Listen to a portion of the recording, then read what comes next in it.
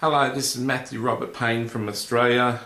This is video number 17 out of 16 videos in a love series. This video is called Love is Not Self-Seeking, and this group of videos, this love series, is taken from the scripture verse 1 Corinthians chapter 13 verses 4 to 8 in the New International Version of the Bible. The Apostle Paul wrote this definition of what he described love as. Now, this one is called Love is Not Self-Seeking, and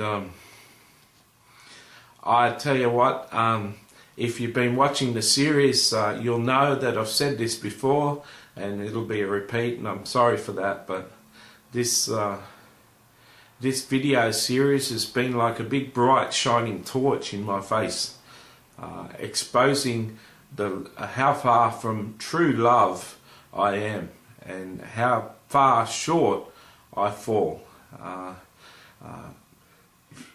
Self-seeking is wanting things for your own. Self-seeking is selfishness. Self-seeking is trying to praise yourself. Self-seeking is trying to get things for your own good and seeking glory off other people. There's many dimensions of self-seeking. Christ wasn't any of them. Christ loved God and served God, and through his love and service to God and walking in God's will every day, he served lost humanity.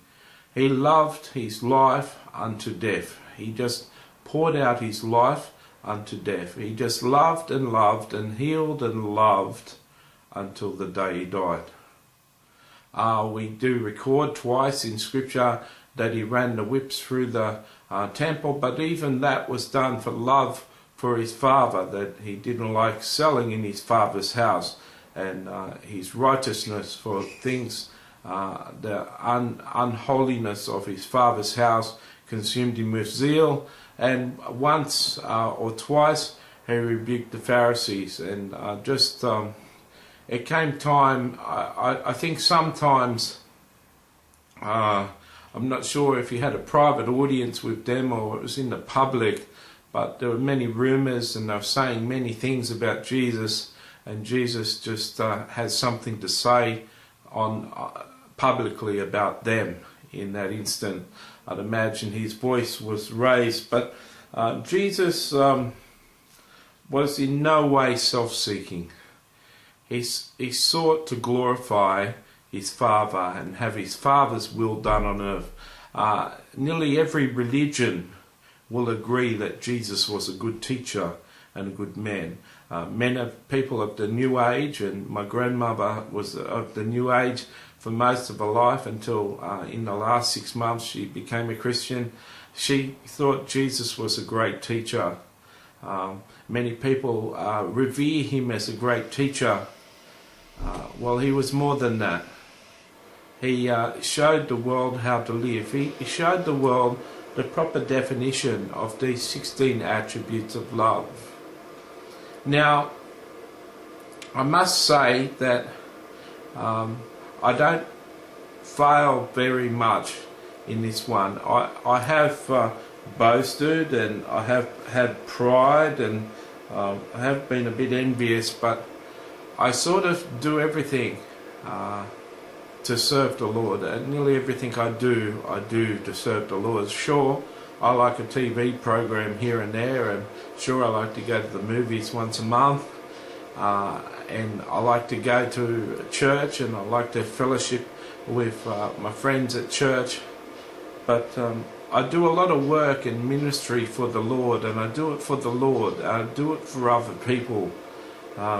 It takes many hours a week to do what the Lord calls me to do. Sitting down to do this video series, which I feel would be helpful for many people, it takes hours and hours to sit down and do the video series, and then to process the videos and upload them. This isn't for my own glory. This isn't for self-seeking ideas. This is because God has called me to do it.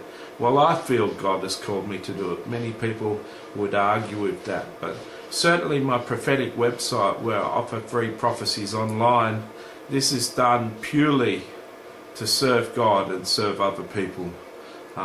The first two commandments, love your God with all your heart and love your neighbour as yourself, they're fulfilled in the running of my prophetic website. My prophetic website is very hard to run, it's hard to maintain, and we get more requests than we can handle, but we still fulfill every request. And it's very draining, very taxing.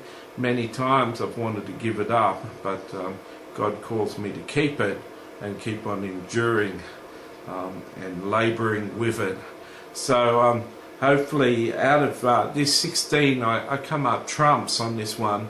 I come up very well on this attribute. How do you go with self-seeking? Do you seek things for yourself? Do you do things for yourself?